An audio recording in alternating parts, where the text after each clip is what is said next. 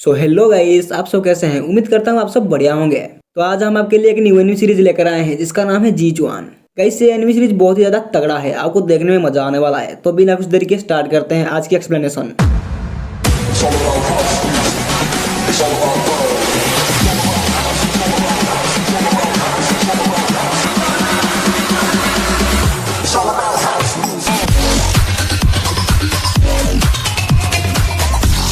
तो एपिसोड की स्टार्टिंग में हमें बताया जाता है कि इंसान और डिमोन्स के बीच सदियों से फाइट चलती आ रही है, जिसमें ये दोनों ही अपने अपने खून के प्यासे हैं। और इस दुश्मनी के चलते 200 साल पहले इंसान और डिमोन्स के बीच एक आइकॉनिक लेवल का फाइट हुआ था, जिसमें डिमोन्स ने इंसानों को बुरी तरह हरा दिया था और उनका एम्परर को मार दिया था। जिसके बाद इंसान कई भागों में बढ़ गए और डिमोन्स के साथ अलग अलग फाइट करने लगे, जिस वजह से वो कभी डिमोन्स को हरा ही नहीं पाते थे। फिर एक दिन उनके पास एक ऐसा लीडर आता है जो सभी को एकजुट करके उनको दोबारा से स्टार्ट करवाता है। फिर हमें एक बैटलफील्ड का सीन दिखाया जाता है जहाँ पर इंसानों की आर्मी बिल्कुल तैयार खड़े होते हैं और दूसरी तरफ डिमोन्स की आर्मी आ रही होती है और उनका जनरल गैसा बहुत ही ज्यादा पावरफुल होता है, जिसके ऊपर डिमोन्स की पूरी आर्मी डिपेंड करती है। अब वो लोग आगे बढ़ रहे होते हैं कि हम देखते हैं एक रेड आई बंदा पत्थर के बीच छुपकर गैसा के ऊपर नजर रख रहा होता है। और अब जब गैसा उस बंदे के करीब आ जाता है तो वह बंदा पत्थर को तोड़कर सीधा गैसा के ऊपर अटैक कर देता है। यह अटैक इतना पावरफुल था कि इसे एक ही अटैक में गैसा मारा जाता है। ये देखकर डिमोन्स घबरा जाते हैं और उस रेड आई असैसिन के ऊपर अटैक कर देते हैं और वो रेड आई असैसिन उन सभी को मारते हुए उनके डिप्टी जनरल के तलाश में बढ़ना स्टार्ट कर देता है।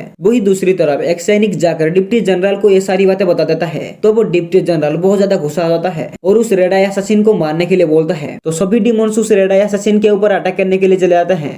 अब हमें उस रेड आई असैसिन को दिखाया जाता है जो इतना स्ट्रॉन्ग और स्किलफुल था कि पूरी सेना के बीच में उनके अटैक को डॉज करते हुए और उनको मारते हुए आगे बढ़ता जा रहा था। जिसके बाद वो सीधा डिप्टी जनरल के पास चला जाता है और उसके ऊपर अटैक कर देता है और जनरल भी उसके अटैक को रोकने की पूरी कोशिश कर रही होती है। फिर उन दोनों की फाइट स्टार्ट हो जाती है जिसमें वो असैसिन जनरल के ऊपर भारी पड़ रही होती है और आखिर में वो रेड आई असैसिन जनरल को मारने में कामयाब हो जाता है। ये देखकर सभी डिमोन्स बहुत ज्यादा डर जाते हैं क्योंकि अब उनके पास ना तो कोई जनरल था और ना ही कोई डिप्टी जनरल, और बिना जनरल्स के वो फाइट करे तो करे कैसे, इसलिए वो डर के मारे भागना स्टार्ट कर देते हैं। फिर हमें उस असैसिन को दिखाया जाता है जिसका नाम जीचुआन होता है और ये अपनी आर्मी का कमांडर है। अब हमें इंसानों की आर्मी को दिखाया जाता है जहाँ पर वो अपने स्ट्रेटेजी को बनाने में लगे हुए हैं। तो अभी हमें उनके लेडी डिप्टी कमांडर को दिखाया जाता है जिसका नाम बाईचुआन होता है। अब ये लोग डिमोन्स को देखकर चौंक जाते हैं और आपस में बातें करने लगते हैं कि आखिर ये डिमोन्स बैकअप क्यों करते हुए नजर आ रहे हैं। हमें ये बात कमांडर को बताना होगा। ये कह के बाईचुआन कमांडर के पास इस बारे में डिस्कस करने के लिए जाने लगती है।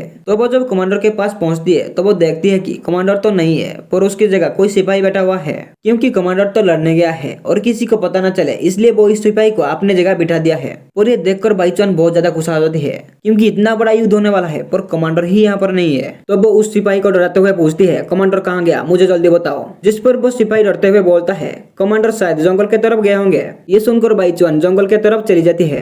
तो दूसरी तरफ हम देखते हैं जीचुआन जंगल में एक पेड़ के ऊपर सोया हुआ है। अब वहां पर बाईचुआन आ जाती है और जीचुआन को एक जोर का आवाज देती है जिसे सुनकर जीचुआन धड़ाम से नीचे गिर जाता है। अब बाईचुआन को यहाँ पर देखकर जीचुआन बोलता है क्या सबको पता चल गया मैं बैटलफील्ड में नहीं हूँ। यह कह के वो सीधा अपने घोड़े के पास भागता है।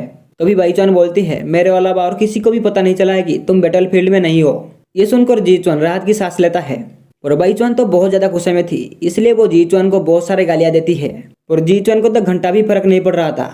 अब बाईचुआन जीचुआन को पूरी सिचुएशन के बारे में बताती है और बोलती है मास्टर हमें ऑर्डर दे कि अब हमें क्या करना चाहिए।